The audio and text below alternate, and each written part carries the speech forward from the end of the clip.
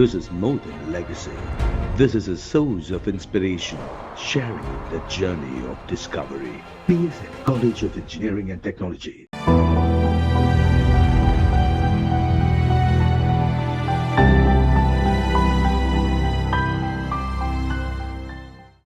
கர்ப்பிணி பெண்கள் இந்த கோடை காலத்தில் தண்ணீருடைய அளவு அதிகமாக குடிக்கணும். ஒரே டைமில் குடிக்காம அடிக்கடி தண்ணீர் குடிக்கலாம். தண்ணீரான பழங்கள் முக்கியமாக தர்பூசணி பழம், எலுமிச்சம்பழ சாறு குடிக்கலாம். அதாவது அந்த வாமிட், சிலருக்கு அந்த புளிப்பு சுவை ஒத்துக்காதவங்க விட்டுடலாம், ஒத்துக்கிறவங்க குடிக்கணும். ஏன்னு கேட்டால் அதில் விட்டமின் சி இந்த மாதிரி இருக்கிறனால சிறுநீர் தொற்று அந்த மாதிரிலேருந்து அது பாதுகாப்பு அளிக்கும்.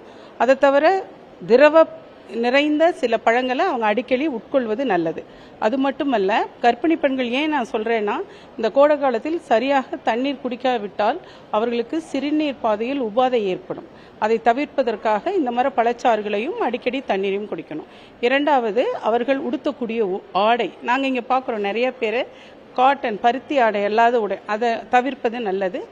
ரெண்டாவது, அவங்களுக்கு எது கம்ஃபர்ட்டாக இருக்கோ, எது சரியாக இருக்கோ அந்த மாதிரி ஆடையை அவங்க அணிஞ்சுக்கணும். பருத்தி ஆடையானா வேர்வை இது. ரெண்டாவது, அடர்ந்த நிறங்கள் அணியாமல் பிரைட் கலர்ஸ் அணியணும். இந்த கருப்பு அதெல்லாம் ஏன் அதை அணியக்கூடாதுன்னு சொல்கிறோம்னா, அது இந்த ஒளிக்கதிர்களை உள்வாங்கி அவங்களுக்கு அதிகமாக சூடு கொடுக்கும். அதனால் அதை தவிர்க்கணும். பிரைட் கலர்ஸ், ஒயிட் அந்த மாதிரி கலரை அவங்க போடலாம்.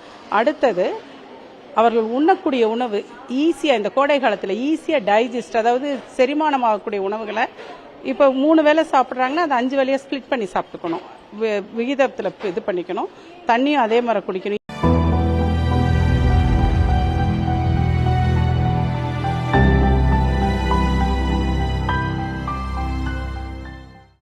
This is more than legacy.